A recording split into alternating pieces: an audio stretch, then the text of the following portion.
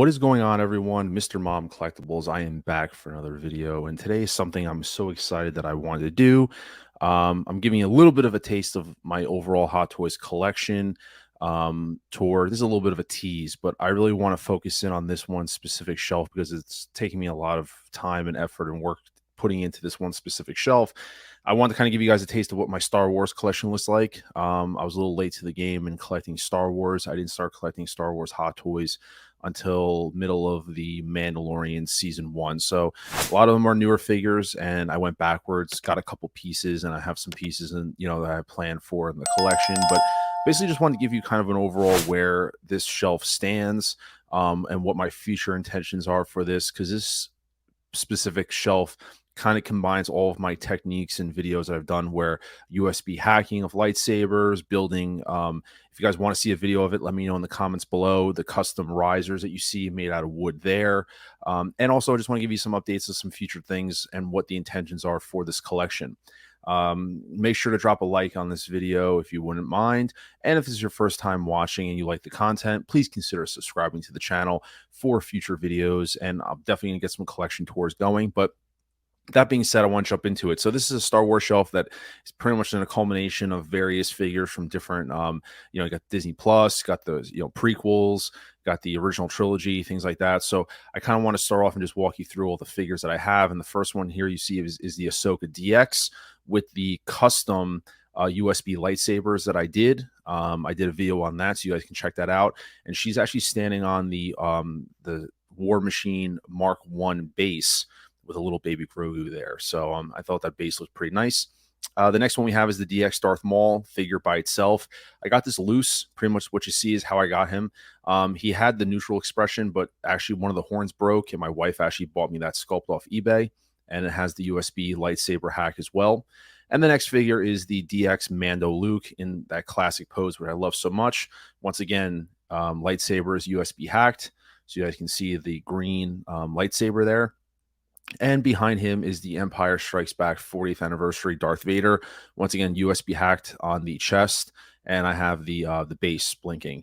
Next, we have the Dooku, which is a fantastic figure. I love this. USB hacked on the lightsaber. That sculpt is just one of my best that I have in the Star Wars collection. I absolutely love this figure so much. So elegant, so simple.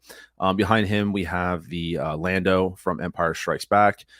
He's a figure that I got pretty early on, but he's not bad showing in the back. Next to him is the Snowspeeder Luke, another fantastic figure. Love him. And then we have Django next to Dooku, kind of standing there with his helmet posed. He's kind of in line with the rest of the Boba Fett's little Boba Fett series I have going on there, which you'll see. And this is the Boba Fett 2-pack, which is, Boba in the damaged armor, and then him, before he discovered it. That rifle I got off of Toy Anxiety. That was pieced out from one of the Boba Fett repaints, so I have him with the rifle. And behind them, we have the Armor 1.0 and 2 Death Watch Mando. One of them I bought, and one of them was donated to me by Don Prime from Geeking Out. Thank you so much. Then we have Arena Fett, which was a total FOMO purchase. Bought this just because, thought it was a great looking figure. Didn't know much about it, but I'm so happy I have this figure in the collection. That was a day one.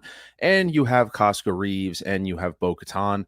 Once again, two great figures together. I do have to get Axwells eventually to complete that pack. And then coming down, we have the Chrome Mando, which is one of two Chrome Mandos. I actually got one that came damaged from Sideshow, and they sent me a replacement body that was probably about 90% complete. So I pieced out some of the armor pieces, and then I have one using basically the Pedro Pascal head sculpt there. So that's what he is. And then we have the figure that started it all, my very first Star Wars figure, which is the OG Mando. Absolutely still love this. I love the Western gunslinger look. I love that armor. And behind him, we have the Sideshow Darth Sidious, who thankfully has been in this pose since day one, and I've never changed it, and it still holds up. That being said, we are going to be panning down a little bit, and you have the Sideshow Han Solo and Carbonite, and standing on that platform is the Empire Strikes Back Boba Fett. I do have to hack that Han Solo and Carbonite so it lights up on the side and the base. That is on my to-do list. And in front of him is Qui-Gon Jinn, which is another one that I have to USB hack that lightsaber to get that going. That's one of the last lightsabers I need to work on, so it's an upcoming project. And you have a Return of the Jedi Scout Trooper with sniper rifle. He's the one that, if you see him on my Instagram page, that was knee deep in water, holding up very well. And we have the DX Bespin Luke, which I have USB base plugged in. You see the cord behind. And I absolutely love this figure. I got the standard edition because this is the pose that I have him in with the blaster up. This is the exact intent of how I wanted the figure, and he did not disappoint. And behind him, we have a Mandalorian Stormtrooper Commander, which I just took the cauldron off just to make a regular Stormtrooper because I wanted one in the collection. And we have my other Chrome Mando, which is decked out with all the gear, the jetpack, and he has the Beskar spear. And I'm actually using one of the bases from the Boba Fett 2-pack. Don't be afraid to reinvent and kind of repurpose your bases, especially these environmental ones. They could be great just for a very simplistic pose, as you see here with Grogu standing there. You got a ton of Grogus. And behind him, we have Cad Bane, which is one of my newer acquisitions. Little hat tip pose. Absolutely love this figure so much. Absolutely love it. I love the look, the presence that this has, and a very tall figure too, I might add, which is really nice. And then my centerpiece to this, which I have displayed with a couple of damaged Stormtrooper helmets, one there and one here, is the Boba Fett on throne. I do have a custom throne base in the works at the time of making this video, which is almost complete. And I will be doing an updated review on that. So he will actually be sitting on the base with all the accessories. So I have that in the works, which I cannot wait for. And then sitting next to, obviously, the iconic pose from Fennec Shand holding her spotchka with her rifle out. Definitely arguably one of the best head sculpts I have in my collection. Best female head sculpt, I can say, in my collection as of now. But pan out and you see this iconic pose there. And I can't wait to see when that base is, really going to elevate the figure.